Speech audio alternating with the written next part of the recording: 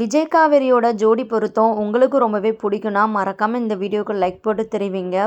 ஃபங்க்ஷனுக்கு டைம் ஆயிடுச்சு அப்படின்னு சொல்லிட்டு நம்ம காவேரிக்காக எல்லாருமே வெயிட் பண்ணிட்டு இருக்கிறாங்க. கங்கா யமுனா காவேரியை கூட்டிகிட்டு வராங்க. அப்போது காவேரி மாடிப்படியிலேருந்து நடந்து வர அழகை பார்த்து நம்ம விஜய் ரொம்பவே ரசிக்கிறாரு. காவேரியோட அழகில் அப்படியே அசந்து போய் நிற்கிறாருன்னு தான் சொல்லணும்.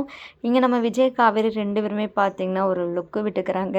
இங்கே நம்ம விஜய் கண்ணடிக்க நம்ம காவேரி கண்ணடிக்க அந்த சீனை பார்த்திங்கன்னா வேறு லெவல் ஒரு லவ் சீனாக தாங்க போச்சு. பாட்டி காவேரியை சுற்றி போகிறாங்க. காவேரி ரொம்பவே அழகாக இருக்கடி, என் கண்ணே பற்றும் போல் அப்படின்னு சொல்லிட்டு காவேரி அப்படியே வெக்கப்படுறாங்க. அப்புறம் நெக்ஸ்ட்டு பார்த்தீங்கன்னா நம்ம விஜயமே காவேரி கிட்ட பேசுகிறாங்க. என்ன காவேரி இம்புட்டு அழகாக இருக்க, ஐயோ என் கண்ணே பற்றும் போலையே, இங்கே எல்லார் கண்ணுமே ஓ மேலே தான் இருக்கும் அப்படி இப்படின்னு சொல்லிட்டு சொல்கிறாங்க. இங்கே காவேரி போதும் போதும் எல்லாரும் பக்கத்தில் இருக்கிறாங்க, இப்படி பேசினா எப்படி அப்படின்னு கேட்குறாங்க. பாரு காவேரி இதை எப்படி துடிக்குதுன்னு பாரு அப்படின்னு சொல்லிட்டு நம்ம காவேரி கையை வச்சு நம்ம விஜய் இது பண்ணுறாரு. என்னங்க பயத்தில் இருந்தால் தானே இந்த மாதிரி துடிக்கும், உங்களுக்கு என்ன தான் ஆச்சு, ஓ அழகால என்ன பயமுடுத்தி வச்சிருக்கிற காவேரி அப்படின்னு சொல்லிட்டு நம்ம விஜய் சொல்ல இங்கே காவேரி சிரிக்க ஒரே ரொமான்ஸாக தான் போயிட்டுருக்குது. அப்புறம் பார்த்தீங்கன்னா இங்கே நம்ம பாட்டி இருந்துக்கிட்டு சாரதா காவேரிக்கு நீ கொண்டு வந்த பூவை வச்சு விடு அப்படின்னு சொல்கிறாங்க. நம்ம காவேரி தலையில் நம்ம சாரதாமா பூவை வச்சு விடுறாங்க. நெக்ஸ்ட்டு பார்த்தீங்கன்னா நம்ம காவேரிக்கு என்னெல்லாம் செய்யணுமோ அதெல்லாம் செய்ய ஸ்டார்ட் பண்ணுறாங்க. வளையல் போட்டு விட, சந்தனம் வைக்க அப்படின்னு சொல்லிட்டு ரொம்பவே அழகாக இருந்தது. இங்கே நம்ம காவேரிக்கு நம்ம விஜயே சாப்பாடெல்லாம் ஊட்டி விடுறாரு. அப்புறம் கொஞ்சம் காவேரி கிட்ட எப்போதும் போல் விளையாடலாம் செய்கிறாரு. இன்னொரு பக்கம் கங்கா யமுனா பார்த்திங்கன்னா இதெல்லாம் பார்த்து பொறாமையில் தான் நிற்கிறாங்க. யமுனா கூட அந்த அளவுக்கு ரியாக்ட் பண்ணலை. ஆனால் இந்த கங்காவுக்கு இதெல்லாம் சுத்தமாக பிடிக்கல. யமுனா கிட்ட என்னடி இந்த ஃபங்க்ஷனையும் இவ்வளோ கிராண்டாக பண்ணுறாங்கன்னா அப்போது 7வது மாதம் வளைகாப்பெல்லாம் எப்படி பண்ணுவாங்க அப்படின்னு சொல்லிட்டு பேசிகிட்டு இருக்கிறாங்க. ஆமாக்கா அப்படின்னு சொல்லிட்டு இங்கே யமுனா ஒரு பக்கம் சொல்ல, நல்ல வேலைடி நான் ஃபங்க்ஷனை தனியாக பண்ணியாச்சு, இவ கூட சேர்ந்து பண்ணியிருந்தா என்னை கவனிச்சிருக்க கூட மாட்டாங்க, எல்லாமும் இந்த காவேரிக்கு தான் கிடச்சிருக்கும் அப்படின்னு சொல்லிட்டு சொல்கிறாங்க. அப்படி இப்படின்னு சொல்லிட்டு ரெண்டு பேருமே பேசிகிட்டு இருக்கிறாங்க. நெக்ஸ்ட்டு பார்த்தீங்கன்னா இங்கே ஃபங்க்ஷன்லாம் பார்த்தீங்கன்னா நல்லபடியாக முடிஞ்சிருது. இங்கே நம்ம விஜய்கிட்ட காவேரி இருந்துக்கிட்டு ஏங்க உங்களுக்கு இவ்வளோ சொந்தக்காரங்களாக இருக்கிறாங்க அப்படின்னு கேட்குறாங்க. காவேரி இதெல்லாம் கொஞ்சம் தான், பாட்டி நைட்டு சடனாக டிசைட் பண்ணனால கொஞ்சம் சொந்தக்காரங்களுக்கு தான் சொல்ல முடிஞ்சது, வளகாப்புக்கு பாரு எவ்வளோ பெரிய கூட்டம் வருது அப்படின்னு சொல்லிட்டு சொல்லவுமே இங்கே காவேரி பயங்கர அதிர்ச்சி ஆகுறாங்க. நெக்ஸ்ட்டு பார்த்தீங்கன்னா காவேரி தன்னோட ரூமுக்கு போகிறாங்க. அப்போது கங்கா யமுனா இருந்துக்கிட்டு எப்படின்னாலும் இந்த வீட்டை விற்கிறத பற்றி இன்றைக்கி காவேரி கிட்ட பேசிடணும் அப்படின்னு சொல்லிட்டு கங்கா யமுனா கிட்ட சொல்கிறாங்க. யமுனாவை கூட்டிகிட்டு காவேரி கிட்ட பேசுகிறதுக்காக ரூமுக்கு போகிறாங்க. கங்கா சுற்றி வளைக்காமல் காவேரி கிட்ட விஷயத்த சொல்லிடுறாங்க. காவேரி வீட்டை விற்கிறதா ஆல்ரெடி உங்ககிட்ட நான் பேசியிருந்தல, நீ என்ன முடிவெடுத்திருக்கிற அப்படின்னு சொல்லிட்டு கேட்குறாங்க.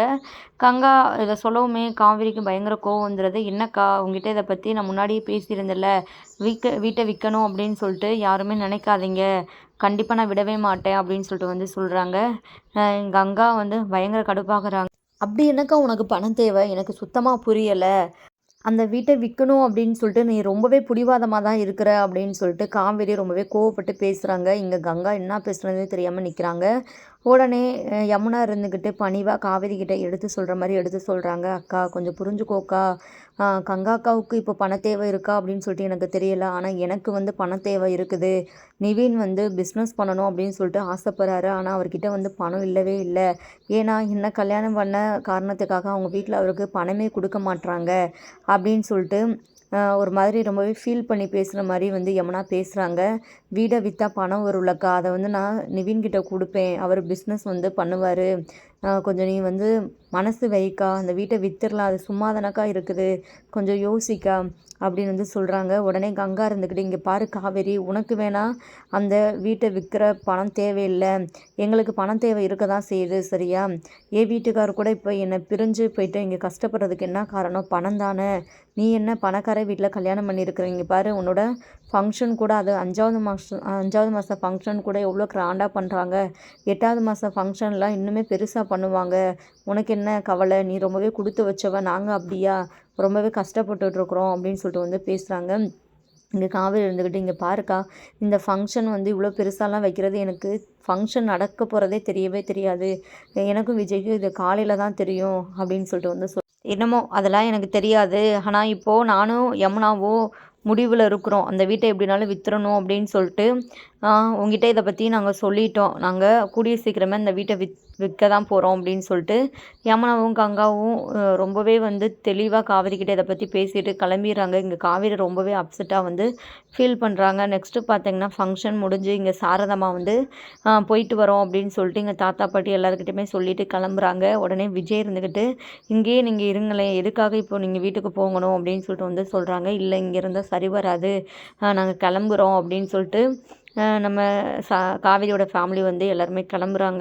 போகும்போது காவேரி சாரதாம்மாவ ஹக் பண்ணிட்டு முத்தெல்லாம் கொடுத்துட்டு போறாங்க. "காவேரி, நீ எப்போதும் இதே மாதிரி சந்தோஷமா இருக்கணும். நீயும் விஜய் தம்பியும்." அப்படின்னு சொல்லிட்டு இங்க கங்காவுக்கு எதுவுமே வந்து சுத்தமா பிடிக்கல. அப்படியே வேண்டா வெறுப்பா வந்து நிற்கிறாங்க. காவேரி கிட்ட வந்து சரியா கூட வந்து பேசாம அவங்க பாட்டுல இருக்கிறாங்க.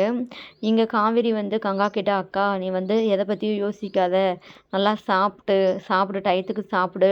மாத்திரைலாம் கரெக்டாக போடு." அப்படின்னு சொல்லிட்டு வந்து இது பண்ணிட்டு இருக்கிறாங்க. நெக்ஸ்ட்டு காவேரியோட வீட்டில் எல்லாருமே கிளம்பிடுறாங்க. இங்கே காவேரி பார்த்திங்கன்னா ரூமுக்கு வந்து ஒரு மாதிரி அப்செட்டாக இருக்கிறாங்க.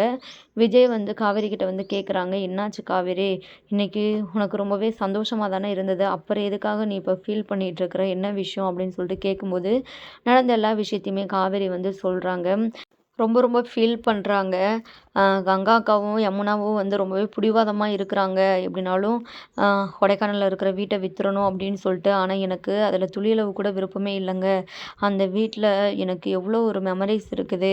அப்பா ஞாபகார்த்தமா அந்த வீடு இருக்கட்டும் அப்படின்னு சொல்லிட்டு நான் நினைக்கிறேன். ஆனா, அவங்க அதெல்லாம் கொஞ்சம் கூட நினச்சு பார்க்க மாட்றாங்க அப்படின்னு சொல்லிட்டு ஒரு மாதிரி ஃபீல் பண்ணிட்டுருக்குறாங்க. இங்க விஜய் இருந்துக்கிட்டு காவிரியை சமாதானப்படுத்துறாங்க. "சரி, இந்த மாதிரி டைம்ல வந்து நீ வந்து ஃபீல் பண்ணாத. எதனாலும் பார்த்துக்கலாம்." அப்படின்னு சொல்லிட்டு. அடுத்து இங்க வெளிய உட்காந்து நம்ம தாத்தா, விஜய், காவேரி எல்லாருமே பேசிட்டு இருக்கிறாங்க. அப்போது பார்த்தீங்கன்னா, எங்க தாத்தா வந்து கேட்குறாங்க, "வீட்டு பிரச்சனைலாம் வந்து என்ன ஆச்சு? ஆல்ரெடி நான் இத பத்தி கேள்விப்பட்டேன். நான் வந்து கேட்டுக்கல காவேரி. இப்போ அந்த வீட்டு பிரச்சனை எல்லாம் முடிஞ்சிருச்சா?" அப்படின்னு சொல்லிட்டு தாத்தா இருந்துக்கிட்டு கேட்க, உடனே காவேரி இருந்துக்கிட்டு கதை கதையா சொல்றாங்க. அப்போ அந்த வீட்டுக்கு பசுபதி ரொம்பவே பிரச்சனையா இருந்தான். திடீர்னு எங்க வீட்ல போயிட்டு உட்காந்துக்கிட்டு, அது அவனோட வீடு அப்படின்னு சொல்லிட்டு உரிமை கொண்டாட ஆரம்பிச்சுட்டான். அதில எப்படியோ வந்து நம்ம விஜய், நிவின், குமரன் மாமா எல்லாரும் சேர்ந்து அந்த வீட்ட எப்படியோ மீட்டு தந்துட்டாங்க. இப்போ மறுபடியுமே பிரச்சனை தாத்தா. எங்க அக்காவும், தங்கச்சியும் அந்த வீட்ட எப்படினாலும் வித்துறணும் அப்படின்னு சொல்லிட்டு ஒரு முடிவுல இருக்கிறாங்க. ஆனா, அதில எனக்கு கொஞ்சம் கூட விருப்பமே இல்ல. அந்த வீடு எனக்கு ரொம்பவே முக்கியம் தாத்தா. எனக்கே ரொம்பவே கஷ்டமா இருக்குது. என்ன பண்ணுறதுனே தெரியல." அப்படின்னு சொல்லிட்டு ஒரு மாதிரி புலம்பிட்டு இருக்கிறாங்க. அந்த டைமில் தான் தாத்தா இருந்துக்கிட்டு, "இவ்வளோ சென்டிமெண்ட் அந்த வீட்டு மேலே உனக்கு. பேசாமல் அந்த வீட்டை நீயே வாங்கிரு காவேரி." அப்படின்னு சொல்லிட்டு வந்து சொல்கிறாங்க. இதை கேட்டதுமே விஜய், காவேரி ரொம்பவே அதிர்ச்சி ஆகுறாங்க. ஏன்னா விஜய் கூட வந்து இதை நம்ம காவேரி கிட்ட வந்து சொல்லலை, நம்மளே வாங்கிக்கலாம் அப்படின்னு சொல்லிட்டு. ஆனால் தாத்தாவுக்கு காவேரி மேலே எவ்வளோ பாசம் இருந்தால் இப்படி ஒரு வார்த்தையை அவர் சொல்லுவார். உடனே காவேரி இருந்துக்கிட்டு யோசிக்கிறாங்க. "காவேரி, என்ன யோசிக்கிற? பணத்துக்கு என்ன பண்ணுறது அப்படின்னு சொல்லிட்டு யோசிக்கிறியா? அதெல்லாம் வந்து ஒன்றும் இல்லை சரியா? பணம் வந்து எவ்வளோ ஆனாலும் பரவாயில்ல. அந்த வீட்டை நம்மளே வாங்கிக்கலாம். உன் பேரில் வாங்கிக்கலாம். அந்த வீடு வந்து உனக்கு தான் இனிமேல் சரியா? இனி வந்து அந்த வீட்டை உங்ககிட்ட இருந்து யாருமே பிரிக்க முடியாது. உரிமையும் கொண்டாட முடியாது." அப்படின்னு சொல்லிட்டு வந்து சொல்கிறாங்க. இத கேட்டதுமே காவேரி கண் கலங்க ஆரம்பிச்சுடுறாங்க. தாத்தா மேலே வந்து சாஞ்சுக்கிறாங்க. "தாத்தா, உங்களுக்கு என் மேலே ரொம்பவே பாசம்." அப்படின்னு சொல்லிட்டு வந்து சொல்கிறாங்க. "அப்புறம் என் பேத்தி மேலே எனக்கு பாசம் இருக்காதா?" அப்படின்னு சொல்லிட்டு நம்ம தாத்தா இருந்துக்கிட்டு சொல்கிறாங்க. இங்கே விஜய் இருந்துக்கிட்டு, தாத்தா, இப்படி நானே யோசிக்கலை. நீங்கள் யோசிச்சிருக்கிறீங்கன்னா காவேரி மேலே எவ்வளோ அன்பு வச்சுருக்கிறீங்க. நான் நல்லாவே புரிஞ்சுக்கிட்டேன் தாத்தா." அப்படின்னு வந்து சொல்கிறாங்க. "இங்கே பாரு விஜய், நீ வேற காவேரி வேறலாம் இல்லை இல்லை எனக்கு 2 பேருமே எனக்கு ஒரே மாதிரி தான். 2 கண்கள் தான்." அப்படின்னு தான் சொல்லிகிட்ருக்கிறாரு. நெக்ஸ்ட்டு பார்த்தீங்கன்னா, இங்கே நம்ம பாட்டி, சாரதாம்மா எல்லாருமே வந்து ஃபங்க்ஷனை பற்றி ரொம்பவே புகழ்ந்து பேசிகிட்டு இருக்கிறாங்க. காவேரி உண்மையாகவே கொடுத்து வச்சவ தான். விஜய் மாதிரி ஒரு பையன் கிடைக்கிறதுக்கு நம்ம காவேரி வந்து ஏதோ போன ஜென்மத்தில் ஒரு புண்ணியம் பண்ணியிருக்கிறா அப்படின்னு சொல்லிட்டு வந்து சொல்கிறாங்க. அது மட்டும் இல்லாமல் ஃபங்க்ஷனில் என்னெல்லாம் நடந்துச்சோ அது எல்லாத்தையுமே ரொம்பவே வந்து பெருமையாக பேசிகிட்டு இருக்கிறாங்க. இதை கேட்க கேட்க இங்கே கங்காவுக்கு ரொம்பவே வயித்தெரிச்சலாக இருக்குது. அப்பப்பா, கொஞ்சம் நிறுத்துறீங்களா? தயவு செஞ்சு இந்த புராணத்த நீங்க எப்போ தான் ஸ்டாப் பண்ணுவீங்கன்னு எனக்கு தெரியல. இப்போ தான் ஒரு 2, 3 நாள் நிம்மதியா இருந்தேன். விஜயும், காவேரியும் இந்த வீட்ல இருந்த வரைக்கும் உங்க தொல்லை தாங்க முடியலை. இப்படி தான் அடிக்கடி வந்து பேசுவீங்க. இப்போ மறுபடியும் ஸ்டார்ட் பண்ணிட்டீங்களா? அப்படி இப்படின்னு சொல்லிட்டு கங்கா வந்து வாய்க்கு வந்த மாதிரி வந்து பேசுகிறாங்க. உடனே நம்ம சாரதாம்மாவும் பாட்டியும் ஒரு மாதிரி அதிர்ச்சி ஆகுறாங்க. கங்கா உனக்கு என்ன தாண்டி பிரச்சனை?